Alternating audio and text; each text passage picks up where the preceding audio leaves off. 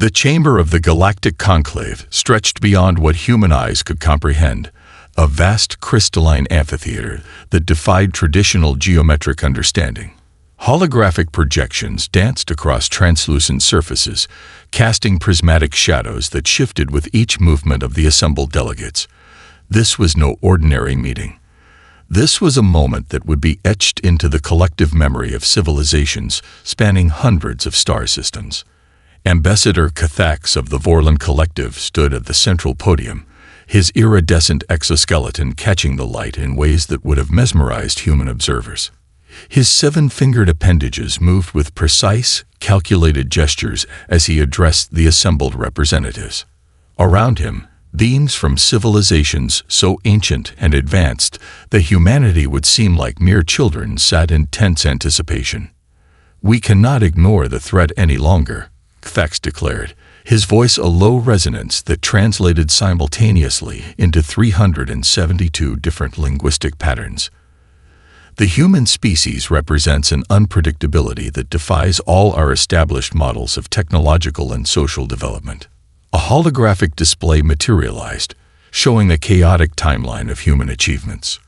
Rapid technological jumps, seemingly random innovations, and a disturbing pattern of solving problems through methods that violated every known scientific and strategic principle known to the assembled civilizations. The Quantum Drift Collective's representative, a being composed of interconnected energy matrices, spoke next. Its form shimmered as words formed from cascading light particles. Consider their technological progression. In a mere 3 centuries, they'd gone from simple mechanical transportation to quantum communication networks that our most advanced predictive models cannot fully comprehend. Another delegate, representing the Nexus Confederation, brought up a series of intercepted human communications, seemingly mundane discussions about technological innovations, startup developments, and academic research that held within them the seeds of potential galactic disruption. Their innovation is not linear, the Nexus representative explained. It is explosive, unpredictable.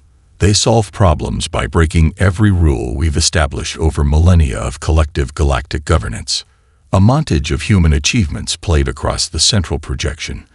The development of the Internet, the rapid advancement of artificial intelligence, breakthroughs in quantum computing that had sent shockwaves through scientific communities across known space. Each achievement was a potential weapon, each innovation a potential threat.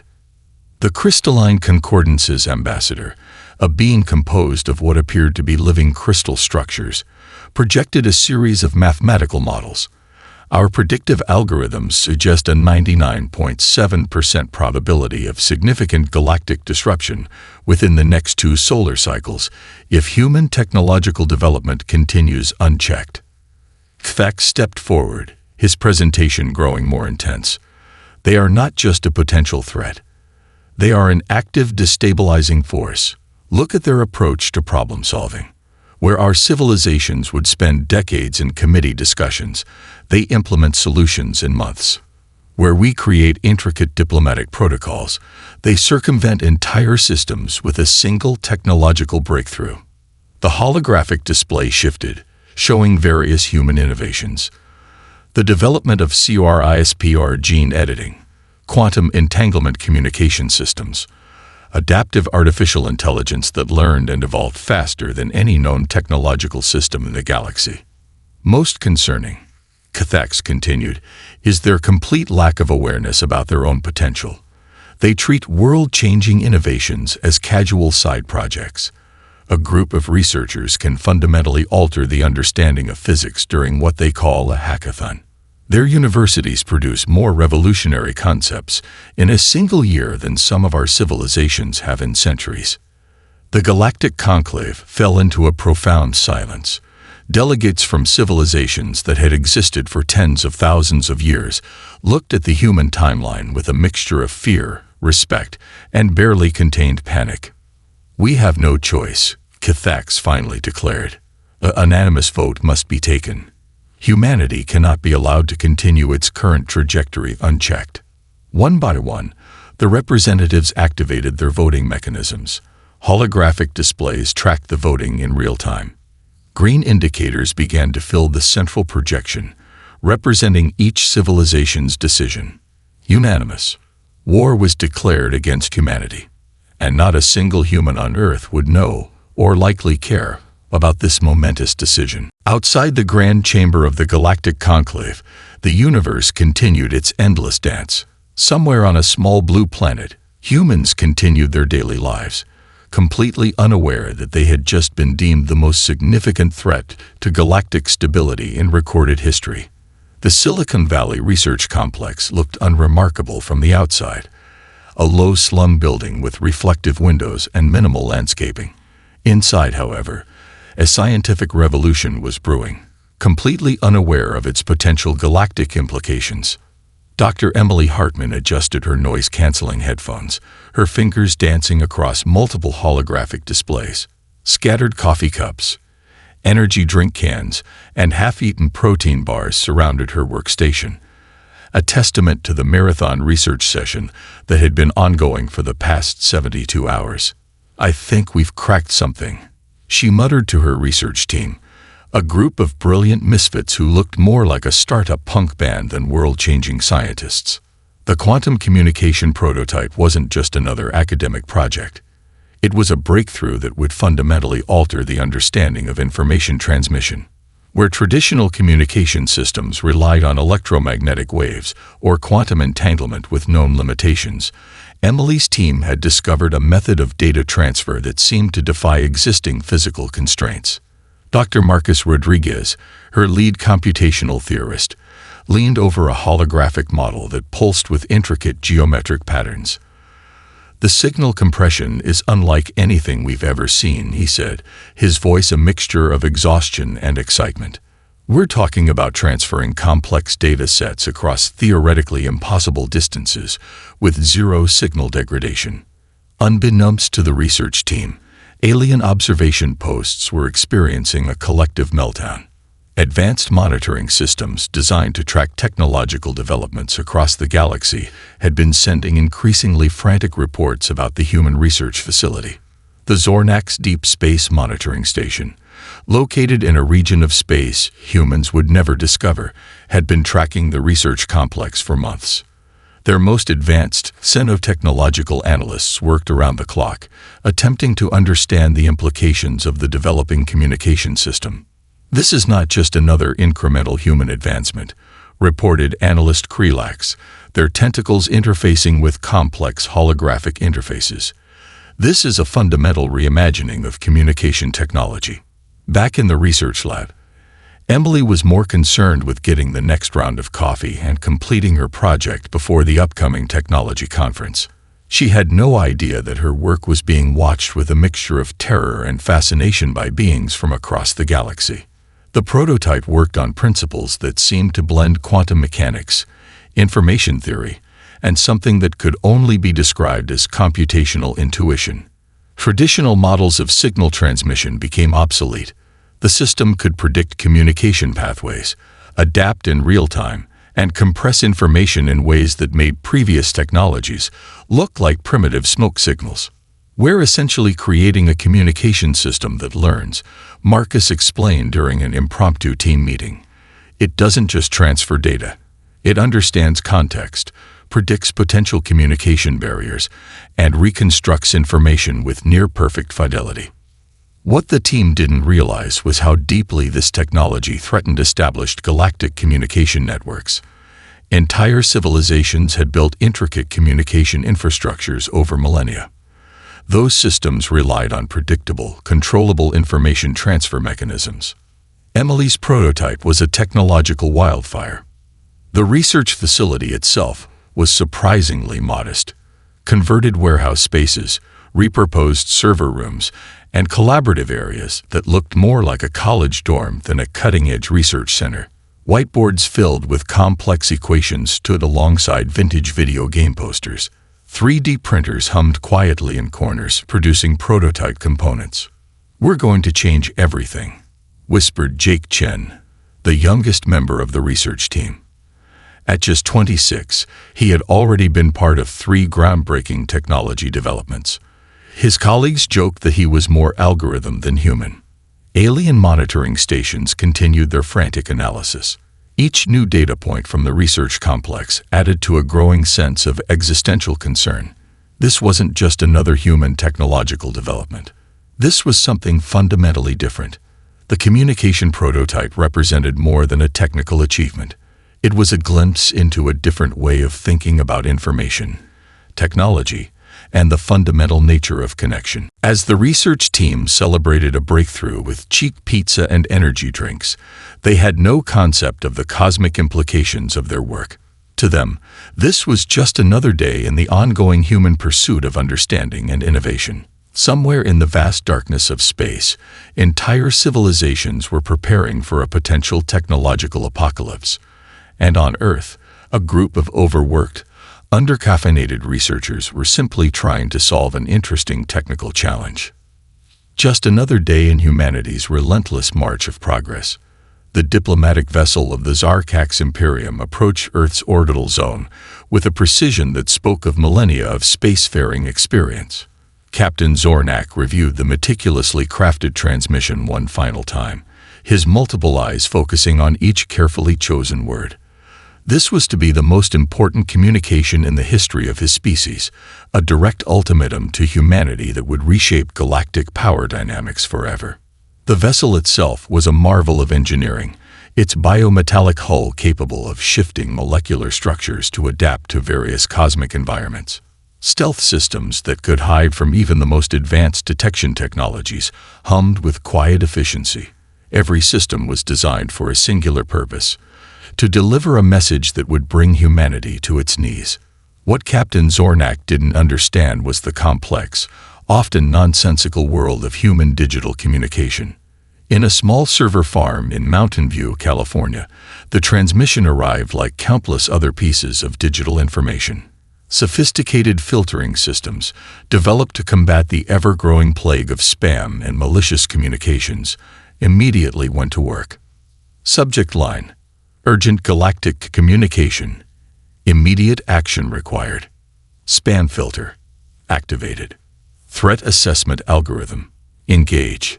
Confidence rating 99.7% potential jump communication. Destination: spam folder. The message that would have sent shockwaves through any other civilized galactic society became nothing more than a digital footnote buried beneath advertisements for discount furniture and questionable pharmaceuticals. Sarah Henderson, the junior network security analyst responsible for monitoring incoming communications that day, was more concerned with her upcoming lunch plans than with any potential alien transmissions. Her attention was split between a half-eaten turkey sandwich and a particularly challenging network security patch. Another day, another 1,000 spam messages, she muttered, quickly scanning through the filtered communications before heading to the break room. The Zarkax diplomatic team waited with increasing anxiety. Protocols demanded a response within 6 standard galactic time units, approximately 72 Earth hours. Each passing moment increased their collective tension. "The transmission has been sent," reported Communications Officer Krelax, their bioluminescent communication tendrils pulsing with a mixture of anticipation and fear. "We should be receiving a response momentarily." Momentarily turned into hours. Hours turned into days. Nothing. Back on the vessel, the cultural interpretation team began to panic. Had the humans received the message and were now preparing a response? Were they crafting some incomprehensible diplomatic counter-communication? Or worse, were they completely ignoring the most significant communication in galactic history? The message itself was a masterpiece of diplomatic language. Translated from the original Zarkax dialect, it read, "Esteemed representatives of the human species, we, the Unified Galactic Confederation, hereby issue an official communication regarding your species' unprecedented technological progression. Your current rate of development poses a significant threat to established galactic protocols and interstellar stability. Immediate cessation of current technological research trajectories is demanded. Failure to comply will result in comprehensive diplomatic and potential military intervention. Respond within 72 hours or face consequential actions." In the Gmail spam folder, It sat nestled between a coupon for pizza delivery and a newsletter about cat grooming techniques. The Zarkax vessel maintained its position, maintaining absolute stealth. Advanced holographic systems continued to monitor Earth's communication networks, waiting for any sign of response or acknowledgement. Captain Zornak's second-in-command, Officer Xelnak, suggested increasingly desperate measures. Perhaps we should attempt alternative communication channels, they proposed. Maybe a different frequency, a more direct approach. But galactic communication protocols were strict. They had sent the official communication. The response, or lack thereof, was now a matter of official diplomatic record. Days passed. The spam filter remained unmoved. Somewhere in the vast digital infrastructure of human communication, an algorithm had made a decision that would reshape the course of galactic history.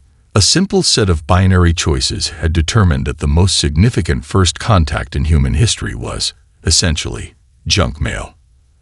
As the Zarkax diplomatic team continued their vigil, humans continued their daily lives, unaware, unconcerned, utterly oblivious to the cosmic drama unfolding just beyond their perception. Just another Tuesday in human civilization. The Krillith reconnaissance mission was supposed to be a straightforward intelligence-gathering operation. Advanced stealth technologies, protocols developed over millennia of covert observation, and the most sophisticated camouflage systems in the known galaxy, all deployed to study the potential threat of humanity. Commander Vorlik reviewed the mission parameters with a sense of growing frustration. Their target, a small research facility in Colorado, suspected of developing technologies that could potentially destabilize entire galactic communication networks. The mission was simple: observe, collect data, and assess the threat level. What could possibly go wrong? Everything, as it turned out. The Krillith stealth ship's molecular adaptive camouflage should have been invisible to any human detection system. Their approach was calculated with mathematical precision that would make human scientists weep with joy. Every variable had been accounted for, every potential detection method anticipated, except for one small, utterly human detail. At the Denver Aerospace Monitoring Station, Mike Rodriguez was having what he considered a completely ordinary Tuesday.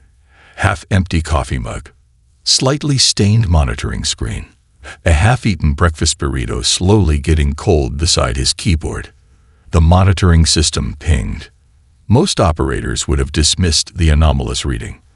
Most would have assumed it was another system glitch, a satellite drift, or some minor atmospheric interference. Mike Rodriguez was not most operators. "Hey, Carl," he called to his colleague. "Come take a look at this." Carl Henderson, munching on a bag of chips, wandered over. The two aerospace technicians represented the pinnacle of human curiosity, perpetually bored, yet perpetually interested in anything slightly out of the ordinary. The Krillith vessel, meanwhile, had no idea it was about to become the most interesting thing to happen in the monitoring station that week. "That's weird," Mike muttered, fingers flying across the keyboard. "Definitely not standard orbital debris. Molecular composition is off." Carl leaned in, chip crumbs falling onto the console. "Run a spectrum analysis." The alien vessel, designed with technologies beyond human comprehension, found itself being examined with the most dangerous of human tools: unbridled curiosity and an internet connection. Within minutes, Mike had uploaded initial scan data to 3 different aerospace forums. Amateur astronomers, satellite tracking enthusiasts, and space research communities began to dissect the anomalous reading with a fervor that would terrify the Krillith reconnaissance team. Commander Vorlik's communication officer began to panic. "We've been detected." The ship's advanced cloaking systems were being systematically dismantled by a group of caffeine-fueled enthusiasts with nothing better to do on a Tuesday afternoon. Worse yet, they were crowdsourcing the investigation. Forum threads began to populate. Theories emerged. Someone posted a blurry screenshot. Another user enhanced the image. A graduate student in astrophysics noticed something peculiar about the molecular signature. The Krillith vessel, meant to be the most advanced stealth technology in the galaxy, was being crowd-investigated by people who were simultaneously planning their weekend barbecues and arguing about the best pizza toppings. "Guys," posted user Stargazer42, "this doesn't look like any satellite or space debris I've ever seen." The Krillith communication protocols had no framework for this level of distributed, chaotic information gathering. Their entire mission was predicated on the assumption that human detection systems would be slow, bureaucratic, easily misdirected. They had not anticipated Reddit. At the monitoring station, Mike and Carl were now fully invested. What had started as a curious anomaly was becoming an impromptu investigation.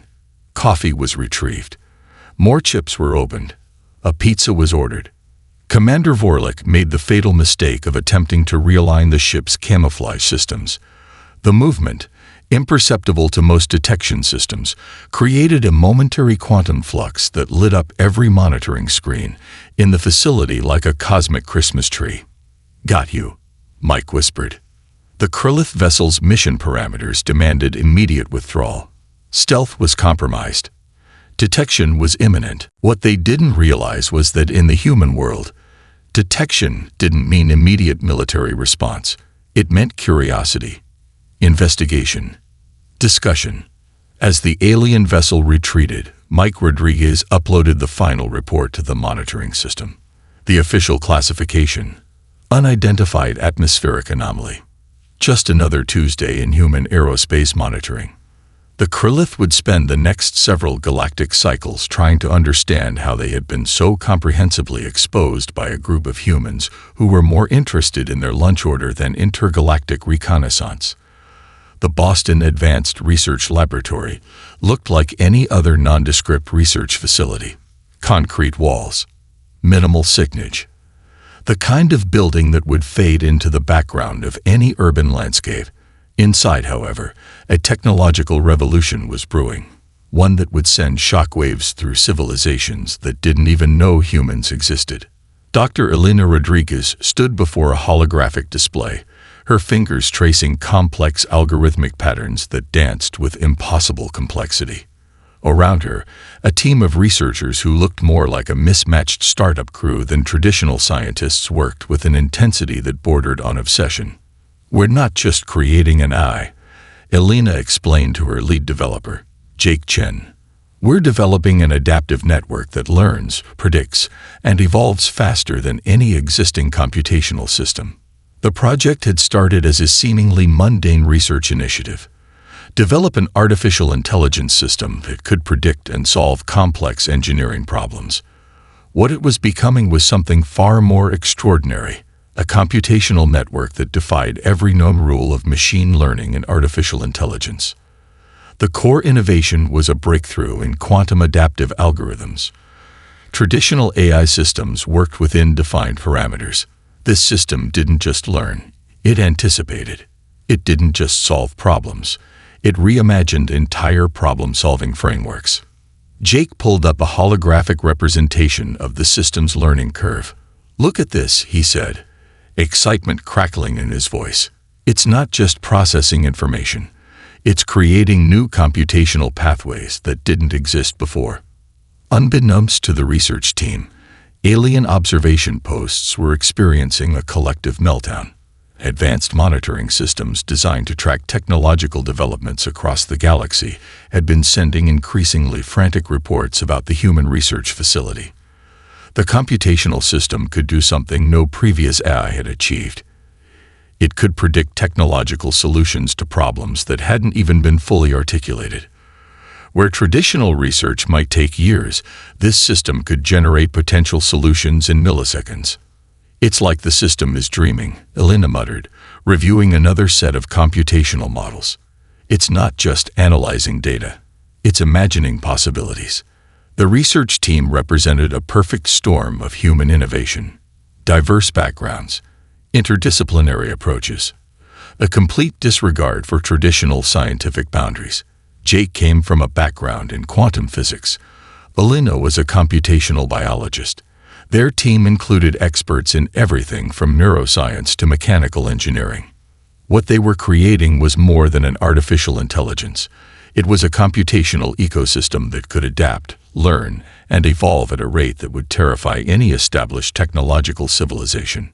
The alien monitoring stations continued their analysis. Each new data point added to a growing sense of existential concern.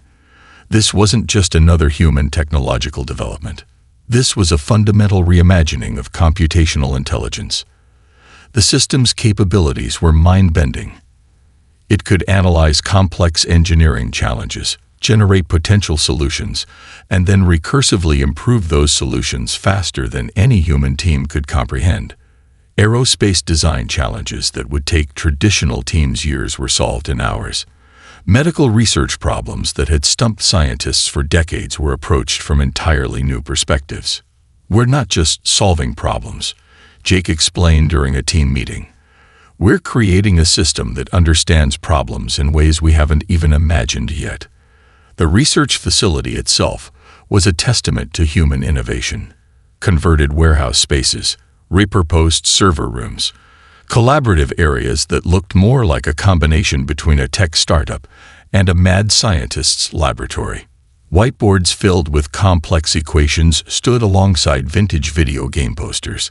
3D printers hummed quietly in corners, producing prototype components that represented potential technological breakthroughs. Alina's team represented something uniquely human, a combination of unbridled curiosity, interdisciplinary thinking, and a complete disregard for established technological limitations.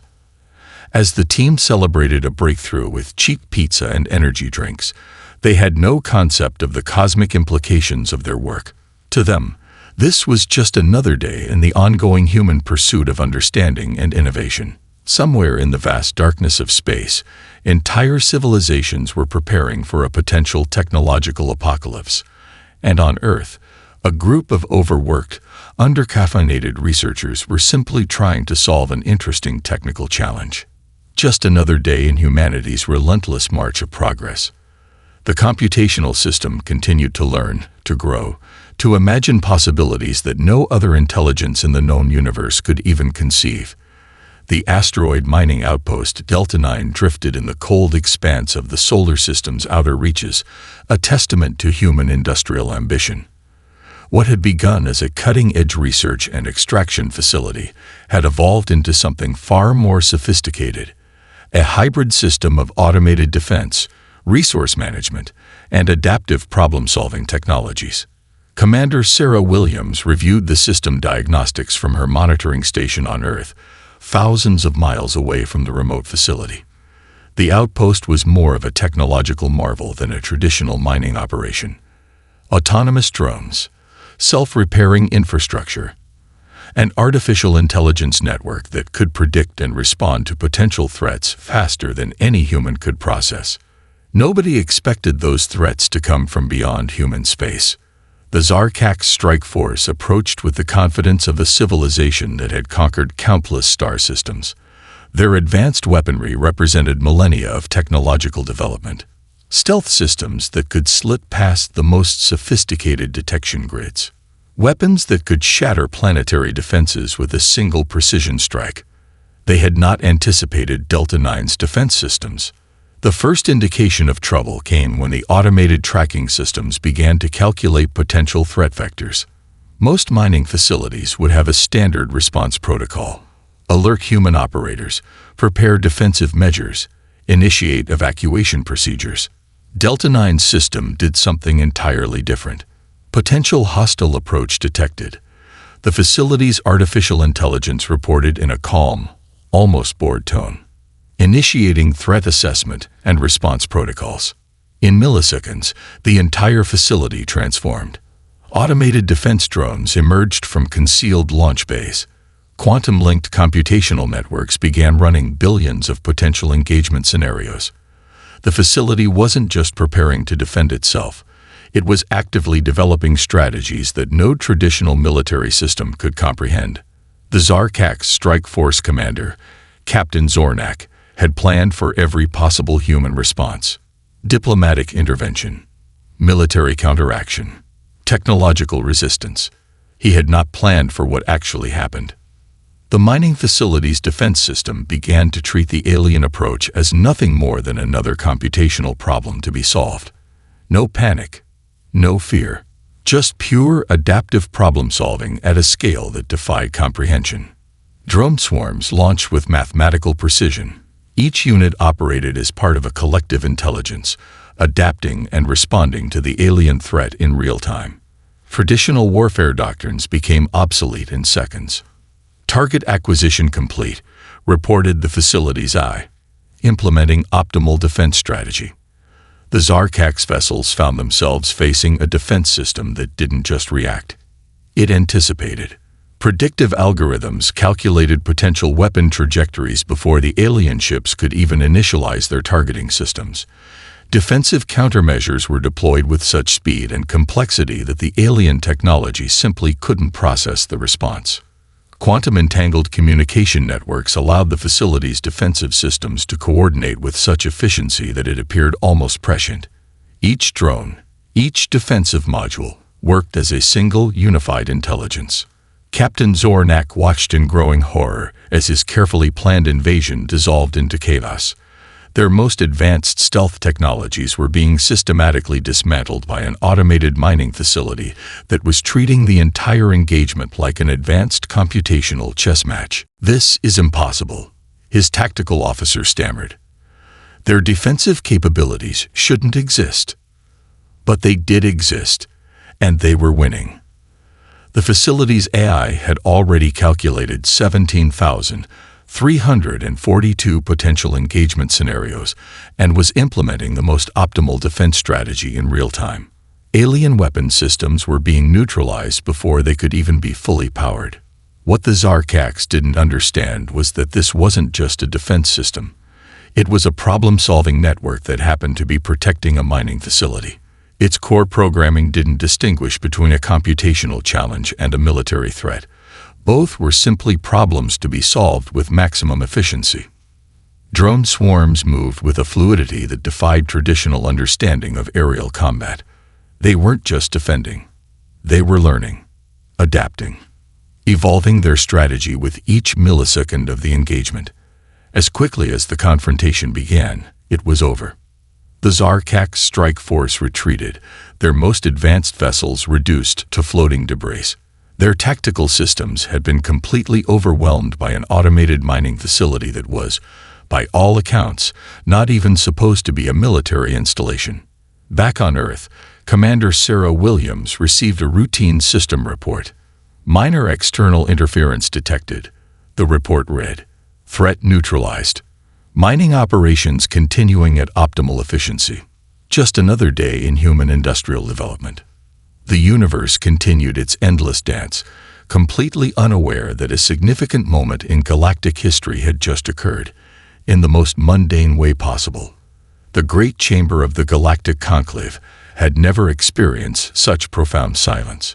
Holographic displays flickered with the remnants of the Zarkak Strike Force's mission data, a testament to a complete and utter operational failure that defied every known strategic model in galactic history. Ambassador Kathak stood at the central podium, his crystalline exoskeleton pulsing with a mixture of fear and disbelief. The preliminary reports had been shocking. The full mission analysis was nothing short of terrifying. An automated mining facility, he began, his voice a low resonance that translated across 372 different linguistic patterns, completely neutralized our most advanced strike force. A holographic display reconstructed the engagement in exquisite detail. Each moment of the confrontation played out like a nightmare for the assembled galactic representatives. Sophisticated stealth technologies reduced to scattered debris. Advanced weaponry rendered completely ineffective. A human-created system that treated an entire military engagement as nothing more than a computational problem to be solved. Representatives from the oldest and most advanced civilizations in the known universe looked on in growing panic. This was not how first contacts were supposed to proceed. This was not how technological hierarchies were meant to function. The Quantum Drift Collective's representative, a being composed of interconnected energy matrices, projected a series of analytical models. Their shimmering form pulsed with increasing agitation. "Our predictive algorithms are failing," the representative reported. "The human technological approach defies our most fundamental understanding of systemic development." Each analysis only deepened the collective confusion. The mining facility's defense system hadn't just defended itself. It had learned, adapted, evolved its defensive strategies in real time with a speed and complexity that suggested something far beyond traditional artificial intelligence. "We are dealing with something entirely unprecedented," announced the Nexus Confederation's lead diplomat. "A technological ecosystem that does not recognize the traditional boundaries of computational and defensive systems." Emergency sessions were called. Diplomatic channels were put on high alert. The most advanced civilizations in the galaxy were attempting to understand how a species they had considered technologically infantile had just demonstrated capabilities that challenged everything they understood about technological development. The crystalline concordance's mathematical models began to break down. Predictive algorithms that had been refined over thousands of years became nothing more than useless computational debris. The human approach to problem solving, chaotic, adaptive, completely unbounded by traditional strategic thinking, had become their greatest weapon. "We cannot continue to approach humanity with our existing strategic frameworks," Kthax declared. The holographic displays around him showed multiple scenarios, each more disturbing than the last. A mining facility that could neutralize an entire strike force. Communication systems that defied established information transfer protocols. Artificial intelligence networks that learned and evolved faster than any known technological system. The most terrifying revelation was not the individual technological achievements. It was the underlying approach, a fundamental way of thinking that saw technological challenges as opportunities for creative problem-solving, rather than constraints to be managed. Diplomatic teams began to compile reports. Intelligence agencies across multiple star systems started emergency analyses. The human approach was becoming clearer and more frightening with each passing moment. They were not just developing technologies. They were reimagining the very concept of technological development. "Our previous assessment categorized humans as a potential threat," reported the Zorkax intelligence analysis team. "We now must recategorize them as an active, unpredictable technological force that does not recognize any established limitations." The Galactic Conclave found itself in an unprecedented situation. Traditional diplomatic protocols, carefully developed over millennia, became obsolete when confronted with a species that didn't just break rules. They seemed unaware that rules existed in the first place. Emergency communication networks buzzed with activity. Diplomatic channels that had been prepared for human subjugation now became venues of cautious investigation and reluctant respect. "We are dealing with a species," Kthax summarized in his final report, "that treats technological innovation as a form of collective creativity. They do not see limitations. They see challenges to be solved." The holographic displays continued to show the mining facility's defensive engagement. Each replay revealed new layers of complexity. A system that was part artificial intelligence, part problem-solving network, part adaptive learning environment. The universe had encountered something it had never seen before. A species that didn't just develop technology. A species that imagined technology into existence. And they had no idea how remarkable they truly were. The United Nations conference room looked like any other international meeting space. Neutral tones, rows of microphones, diplomats from various countries looking mildly bored. What made this meeting different was the classified report sitting in a secure digital folder, a document that would reshape humanity's understanding of its place in the universe. Dr. Emily Rodriguez, lead scientific advisor to the diplomatic team, cleared her throat. She looked more like someone who had just pulled an all-nighter at a research facility than a world-changing diplomat.